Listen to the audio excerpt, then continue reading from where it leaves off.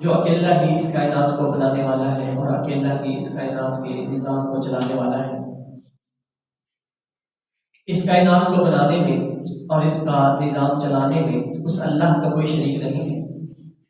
وہ جو چاہتا ہے، جس چیز کا ارادہ کرتا ہے، وہی کام وہی چیز باہر سے وجود میں آتی ہے، اور وہ اللہ جس چیز کا ارادہ نہ کرے، دنیا کی کوئی ہستی اس کام کو باہر سے وجود میں نہیں لا سکتی۔ ما یفتح اللہ للناس من رحمت فلا ممسک لها وما یمسک فلا مرسل له من بعد۔ لا تعداد ان گنت بے حد و حساب درود و سلام اس ہستی طاہر و اقدس پر جن کا نام نامی اسم گرامی حضرت محمد رسول اللہ صلی اللہ علیہ وسلم ہے۔ محترم سامعین، یہ میں نے سورۃ البقرہ کی ایک آیت آپ لوگوں کے سامنے تلاوت فرمائی ہے۔ اللہ رب العزت اس آیت میں ارشاد فرماتے ہیں، حافظوا علی الصلوات والصلاة الوسطی وقوموا للہ قانتین، کہ اے لوگوں نمازوں کی حفاظت کرو، والصلاة الوسطی خصوصی طور پر درمیانی نماز کی، وقوموا للہ قانتین جب اللہ رب العزت کے سامنے تم کھڑے ہوا کرو تو یکسوئی کے ساتھ فرما بردار ہو کے اللہ رب العزت کے سامنے کھڑے ہوا کرو۔ اس آیت مبارکہ میں اللہ رب العزت نے نمازوں کی حفاظت کا حکم دیا ہے۔ کسی چیز کی بھی حفاظت کے لیے چاروں اطراف سے اس کا جائزہ لیا جاتا ہے، اس کی تمام جہتیں ان کو دیکھا جاتا ہے، پرکھا جاتا ہے، اس کے بعد تدبیر کی جاتی ہے، اس کو اختیار کیا جاتا ہے تاکہ اس کی اچھی طرح سے حفاظت ہو۔ ہم گھر بناتے ہیں تو ہم چاروں طرف سے پہلے چار دیواری کرتے ہیں، پھر اس کو محفوظ کرنے کے لیے چھت کا اہتمام کرتے ہیں۔ یہ سب لوازمات ہیں حفاظت کے لیے۔ یہ تو ہم بلڈنگ بناتے ہیں، ایک کمرہ بناتے ہیں اس کے لیے۔ اسی طرح دنیا میں کوئی کام بھی جب کیا جاتا ہے تو اس کا مکمل چاروں اطراف سے احاطہ کیا جاتا ہے، پھر ہی اس کی حفاظت جو ہے وہ ممکن ہوتی ہے۔ تو نماز کی حفاظت کے لیے وہ کون سی ایسی چیزیں ہیں جن کو بروئے کار لانا ہمارے لیے ضروری ہے، جس سے ہماری نماز کی حفاظت ہو سکتی ہے، اور جو ہم اللہ رب العزت کے حضور پیش ہو کر نماز ادا کرتے ہیں اس کا اجر و ثواب اللہ کے ہاں ہمارا لکھا جائے گا۔ آقا تو جہاں حضرت محمد رسول اللہ صلی اللہ علیہ وسلم نے نماز کس طرح پڑھنے کا حکم دیا ہے، آپ نے نماز کس طرح پڑھی ہے، وہ لوازمات کیا ہے، وہ ضروری جہتیں کون سی ہیں جس کا خیال رکھنا ہمارے لیے بہت ضروری ہے۔ مثال کے طور پر ہم نے نماز پڑھنی ہے تو نماز کے لیے جو چیزیں ضروری ہیں ان میں سے اخلاص یہ ہونا بہت ضروری ہے۔ جس طریقے پر ہم نماز پڑھ رہے ہیں وہ طریقہ رسول اللہ صلی اللہ علیہ وسلم والا ہونا بہت ضروری ہے۔ جس وقت میں ہم نماز پڑھ رہے ہیں یہ وقت وہ ہے جس میں ہم نماز پڑھ رہے ہیں کہ اس میں نماز ہو جاتی ہے یا نہیں ہوتی۔ نماز پڑھتے وقت خشوع خضوع ہمارا ہونا چاہیے یا نہیں ہونا چاہیے۔ یہ وہ جہتیں ہیں، یہ وہ چیزیں ہیں جو نماز کے لیے بہت ضروری ہے۔ اگر ہم ان کو نہیں اپناتے، نماز پڑھتے ہیں تو ہماری نماز کا ہمیں اجر و ثواب نہیں ملے گا۔ چونکہ آقا دو جہاں حضرت محمد رسول اللہ صلی اللہ علیہ وسلم نے جس طرح نماز سکھائی ہے تو آپ نے نماز کے مکمل مسائل کا احاطہ کیا ہے اور امت مسلمہ کو اس بات کی تعلیم دی ہے کہ صلوا کما رأیتمونی اصلی، لوگوں نماز اس طرح پڑھا کرو جس طرح محمد صلی اللہ علیہ وسلم کو تم نے پڑھتے دیکھا ہے۔ اور آقا دو جہاں حضرت محمد رسول اللہ صلی اللہ علیہ وسلم کو نماز پڑھتے صحابہ نے دیکھا تھا، اور صحابہ کرام رضوان اللہ علیہ مجمعین نے جس طرح اللہ کے نبی کو نماز پڑھتے دیکھا اس طرح آگے بیان فرما دیا، اور روایت در روایت آج رسول اللہ صلی اللہ علیہ وسلم کی نماز کا طریقہ ہم تک پہنچ چکا ہے۔ آج ہم وہ مسائل جاننے کی کوشش کریں گے،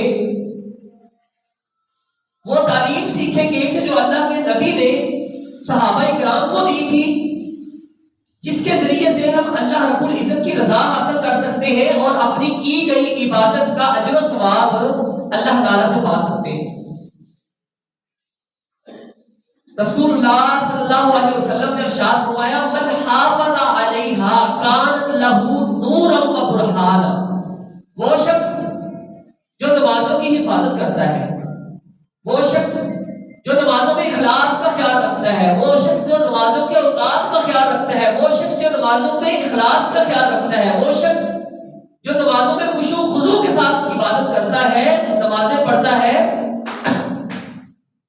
کانت لہو نور و برہانا، یہ نمازیں قیامت والے دن اس کے لیے روشنی کا باعث بنے گی، وہ برہانا اور اللہ رب العزت سے بخشش کا ذریعہ بنے گی، وَمَن لَّمْ يُحَافِظْ عَلَيْهَا وَلَا نُورَ لَهُ وَلَا بُرْهَانَ، اور ایسا شخص جس نے کبھی نماز پڑھی اور کبھی نہ پڑھی، ایسا شخص جس نے نماز پڑھی لیکن اپنے طریقے کے مطابق پڑھی، اسے پتہ ہی نہیں کہ رسول صلی اللہ علیہ وسلم کی نماز کون سی ہے، ایسا شخص کہ جب نماز پڑھتا ہے تو اس کو پتہ ہی نہیں ہے کہ نمازوں کے اوقات کیا ہے، ایسا شخص کہ جب نماز پڑھتا ہے نماز پڑھتے ہوئے اس کا دھیان اپنے کاروبار میں ہے، اپنی خواہشات میں ہے، اپنے معاملات میں ہے، اللہ کے پاس اس کا دل حضور ہی نہیں ہے، اس کا دل حاضر ہی نہیں ہے، تو ایسے لوگوں کی نماز اللہ کے ہاں قابل قبول نہیں ہوتی۔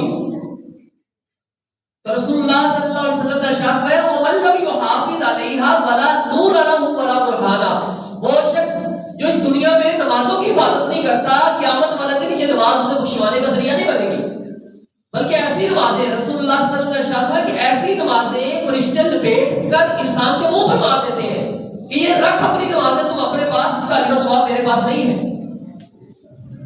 اللہ تعالیٰ کے ہاں اجر و ثواب اس عبادت کا ہے جو رسول اللہ صلی اللہ علیہ وسلم کے طریقے کے مطابق ہوگی، جو مقررہ وقت میں ہوگی۔ کوئی شخص اب نماز پڑھتا ہے تو نماز کے اوقات کا خیال نہیں رکھتا، نماز پڑھتا ہے نماز کے طریقے کا خیال نہیں رکھتا، نماز پڑھتا ہے اس میں خشوع و خضوع کا خیال نہیں رکھتا، نماز پڑھتا ہے اس میں اخلاص اس کے دل میں نہیں ہے، کسی کو دکھانے کے لیے نماز پڑھ رہا ہے، یا کتوں کے سامنے سجدہ ریز ہو رہا ہے، یا رکوع سجود کسی اور کے لیے کر رہا ہے، تو ایسی عبادت کا اللہ رب العزت کو کوئی فائدہ نہیں ہے، کوئی اس کی ضرورت نہیں ہے ایسی عبادت کی۔ تو میں نے جو آیت تلاوت کی ہے سورۃ البقرہ کی، اللہ رب العزت اس میں ارشاد فرماتے ہیں حافظوا علی الصلوات والصلاۃ الوسطی، اے لوگوں نمازوں کی حفاظت کرو، خصوصی طور پر درمیانی نماز کی۔ درمیانی نماز سے مراد راجح قول کے مطابق عصر کی نماز ہے، عصر کی نماز۔ اس وقت اس نماز کی تلقین اصل میں اس لیے زیادہ کی گئی ہے، تاکید اس لیے کی گئی ہے اس وقت کاروبار عروج پر ہوتا ہے، تاجر حضرات جو تجارت کر رہے ہوتے ہیں بازاروں میں اپنی معیشت کے لیے نکلے ہوتے ہیں، اس وقت کام چونکہ عروج پر ہوتا ہے تو اس لیے اللہ رب العزت نے تاکیداً اسپیشل درمیانی نماز کا حکم یہاں فرما دیا کہ اس نماز میں لوگ سستی کا شکار ہو جاتے ہیں، جب اپنی تجارت میں مگن ہوتے ہیں، کاروبار میں مگن ہوتے ہیں تو لوگ اس نماز سے سستی برتتے ہیں، تو اس لیے اللہ رب العزت نے پہلے ساری نمازوں کا ذکر فرمایا ہے اور بعد میں خصوصی طور پر نماز عصر کا تذکرہ فرما دیا ہے کہ یہ نماز خصوصی طور پر تم نے پڑھنی ہے، اس کا خیال رکھنا ہے۔ اس کا مطلب یہ نہیں ہے کہ دوسری نمازوں کی اہمیت نہیں ہے، دوسری احادیث کے اندر سب نمازوں کی فضیلت اور اہمیت بیان کی گئی ہے کہ نمازیں تو ساری پڑھنی ہے، لیکن خصوصی طور پر عصر کے وقت لوگ سستی کا شکار ہو جاتے تھے، تو اس لیے اللہ رب العزت نے قرآن مجید کی یہ آیت نازل فرما دی۔ اب نماز کی حفاظت کس طرح ہوتی ہے؟ سب سے پہلے اخلاص۔ جب میں اور آپ نماز پڑھتے ہیں تو نماز خالص اللہ کے لیے ہونی چاہیے۔ قرآن مجید میں ارشاد ہے، اللہ تعالیٰ ارشاد فرماتے ہیں وَمَا أُمِرُوا إِلَّا لِيَعْبُدُوا اللَّهَ مُخْلِصِينَ لَهُ الدِّينَ، کہ نماز وہ قابل قبول ہے جو اخلاص کے ساتھ پڑھی جائے۔ رسول اللہ صلی اللہ علیہ وسلم نے ارشاد فرمایا کہ ہمیں تو حکم یہ دیا گیا ہے کہ ہم جو بھی عبادت کا کام کریں اللہ کے لیے اخلاص کے ساتھ کریں، اخلاص ہمارے دل میں ہو۔ ریاکاری دکھلاوا مقصد نہ ہو، لوگوں کو دکھانے کے لیے نمازیں لمبی مت کرے، لوگوں کو دکھانے کے لیے نمازیں مت کرے، جو یہ منافقین کا کام تھے رسول صلی اللہ علیہ وسلم کے زمانے میں۔ تو لہذا نماز جب بھی پڑھے تو اخلاص کا دامن ہاتھ سے مت چھوڑے، اخلاص کو مد نظر رکھ کر اللہ رب العزت کے ہاں نماز پڑھے۔ تو یہ نماز کی حفاظت کی ایک جہت ہے، ابھی ایک جز ہے نماز کا کہ اس کے اندر اخلاص بہت ضروری ہے، انسان کے دل کو خالص ہونا چاہیے اللہ کی عبادت کے لیے۔ اور جو دوسری چیز ہے وہ خشوع خضوع ہے، ہم نماز پڑھ رہے ہوں اور واقعی ہی حاضر ہوں، ہمارا دل و دماغ اللہ کے ساتھ ہم کلام ہونے میں مگن ہو۔ یہ کیا کہ ہم نماز پڑھ رہے ہیں اور ہمارا دل کہیں پہنچا ہوا ہے، ہماری خواہشات کہیں ہیں، ہماری سوچ کہیں ہے، نماز کے اندر ہمارے خیالات کہاں گم ہوئے ہیں، ہمیں پتہ ہی نہیں ہے کہ ہم کس کے حضور کھڑے ہیں۔ رسول اللہ صلی اللہ علیہ وسلم سے سوال کیا کریں مل احسان ہے، اللہ نبی ہمیں بتائیے احسان کیا ہے، نیکی کیا ہے، احسان کیا ہے؟ تو رسول اللہ صلی اللہ علیہ وسلم نے ارشاد فرمایا کہ تم اللہ کی عبادت اس طرح کرو، نماز اس طرح پڑھو کہ گویا تم اللہ کو دیکھ رہے ہو۔ اب اللہ کو دیکھتے ہوئے کوئی انسان ارد گرد دیکھ سکتا ہے، یہ دنیا کے افسروں کے سامنے کوئی چلا جائے نا، جج وزیر بادشاہ کے سامنے کوئی چلا جائے تو اس کو بیٹھنے کا طریقہ ہی محسوس نہیں ہوتا کہ میں کیسے بیٹھوں، کبھی جہت ایسے چینج کرتا ہے، کبھی ایسے چینج کرتا ہے، کبھی ہاتھ باندھ کے اس کے سامنے کھڑا ہوتا ہے، کبھی کمرے میں داخل ہوتا ہے موبائل دیکھتا ہے کھلا ہے کہ نہیں کھلا، کبھی بار بار وہ دروازے جو نگران ہوتا ہے اس سے پوچھتا ہے کہ اندر جانے کے آداب کیا ہے۔ یہ تو صورتحال دنیا کی ہے، وہ خالق و مالک کے جب بندہ دیکھ رہا ہوگا تو اس کی کیا مجال ہے کہ انسان آنکھ بھی جھپک لے۔ تو لہٰذا رسول اللہ صلی اللہ علیہ وسلم نے ارشاد ہے کہ اللہ کی عبادت اس طرح کرو جس طرح تم اللہ کو دیکھ رہے ہو۔ اگر یہ طاقت تم میں پیدا نہیں نہ ہو رہی اللہ کو دیکھتے وقت کی، تو کم از کم اتنا ضرور ہو جاؤ کہ جب تم عبادت کر رہے ہو، نماز پڑھ رہے ہو، تو یہ محسوس کرو کہ اللہ تمہیں دیکھ رہا ہے، اللہ تمہیں دیکھ رہا ہے۔ خشوع خضوع کے ساتھ نماز پڑھو، درمیان میں کوئی ایسی حرکت مت کرو کہ تمہاری عبادت میں خلل پیدا ہوتے، نماز درمیان میں اپنے خیالات میں حاضر رہو کہ اللہ کے حضور تم کھڑے ہو۔ وہ نماز ہی کیا ہے کہ جب انسان کھڑا ہو تو خیالات دوسری طرف جا رہے ہیں تو اس کی لذت کہاں سے محسوس ہونی ہے، مٹھاس کہاں سے محسوس ہونی ہے؟ جب ہماری نمازیں خشوع خضوع سے خالی ہوں گی تو ایسی نمازیں نہ تو ہمیں گناہوں سے روکیں گی نہ برے کاموں سے روکیں گی۔ اسی لیے ہم نماز بھی پڑھتے ہیں، گناہ بھی کرتے ہیں، نماز بھی پڑھتے ہیں، غیبت کرتے ہیں، چوری ڈاکے سارے نماز پڑھنے کے بعد بھی کرتے ہیں۔ ہم مسجد کے اندر حاجی نمازی ہوتے ہیں، باہر نکلتے ہیں تو اپنے معاملات دکھانا شروع کر دیتے ہیں۔ باہر لوگ نئی مخلوق تو کوئی نہیں ہے، باہر نئی مخلوق تو کوئی نہیں ہے، ہم میں سے لوگ ہی ہیں نا جو بازاروں میں ہوتے ہیں، ہم لوگ ہی ہیں جو بازاروں میں ہوتے ہیں۔ ہم نمازیں پڑھتے ہیں لیکن نماز کہتی ہے ان الصلاۃ کانت تنہی، قرآن کہتا ہے کہ نماز جو ہے یہ برے کاموں فحش کاموں سے روکتی ہے، لیکن ہم نماز پڑھتے ہیں لیکن برے کاموں سے روکتے نہیں ہیں۔ ہماری نماز ہمارے برے کاموں سے ہمیں روکتی نہیں ہے، بے حیائی کے کاموں سے روکتی نہیں ہے۔ اس کا مطلب کیا ہے؟ ہم وہ نماز نہیں پڑھتے جو پڑھنی چاہیے، ہماری نمازوں میں خشوع خضوع نہیں ہے۔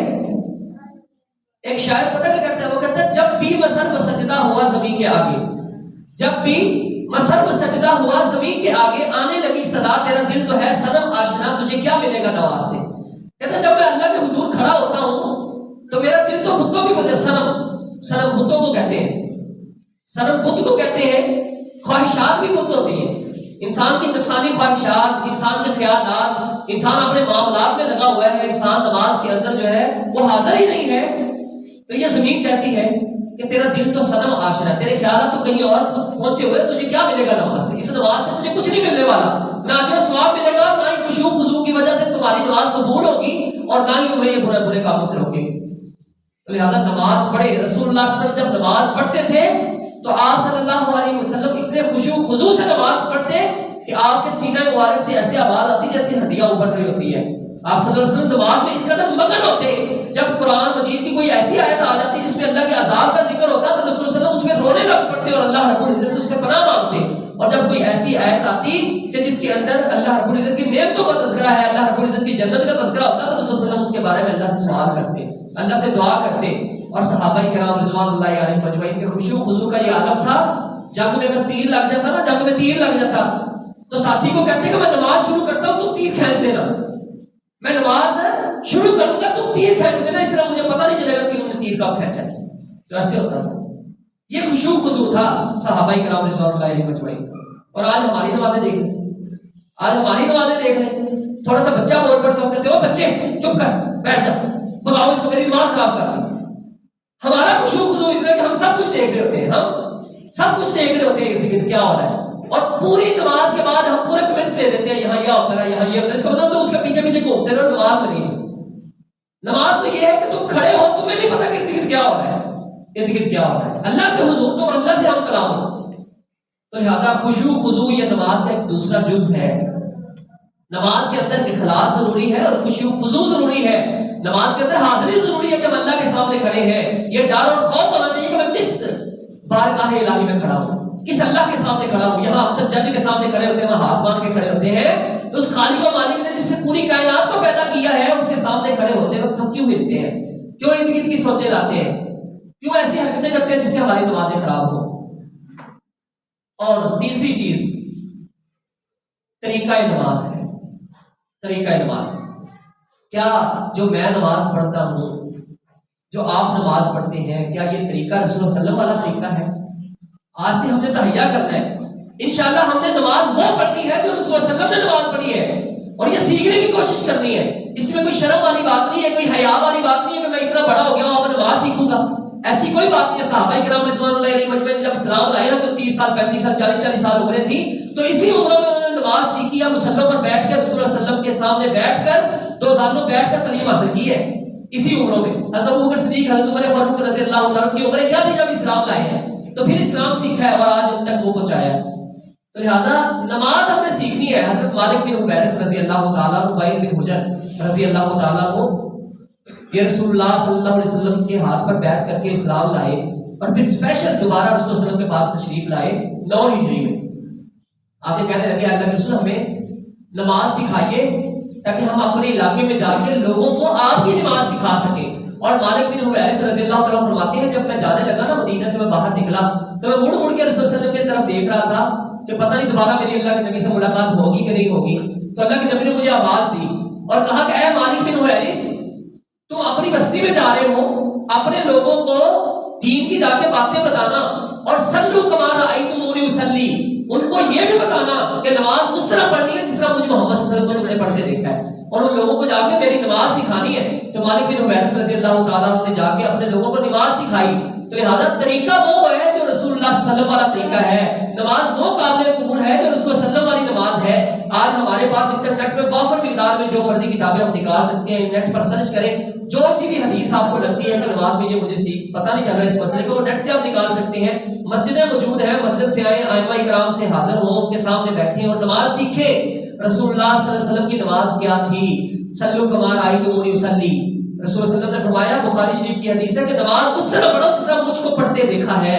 اور پھر قرآن میں دوسری جگہ پر اللہ رب العزت ارشاد فرماتے ہیں لقد کان لکم فی رسول اللہ اسوۃ حسنہ, کہ یقیناً آقا دو جہاں حضرت محمد رسول اللہ صلی اللہ علیہ وسلم تمہارے لیے اسوہ حسنہ ہے, تمہارے لیے بہترین نمونہ اور ٹائٹل ہے.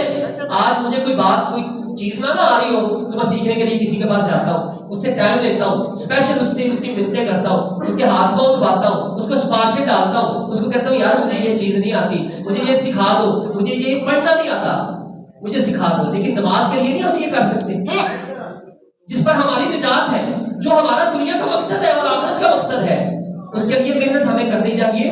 طریقہ وہ ہے جو رسول اللہ صلی اللہ علیہ وسلم والا طریقہ ہے. آپ صلی اللہ علیہ وسلم کے طریقے سے ہٹ کر نماز قبول نہیں ہوگی. بخاری شریف کی حدیث ہے 6667 نمبر حدیث ہے.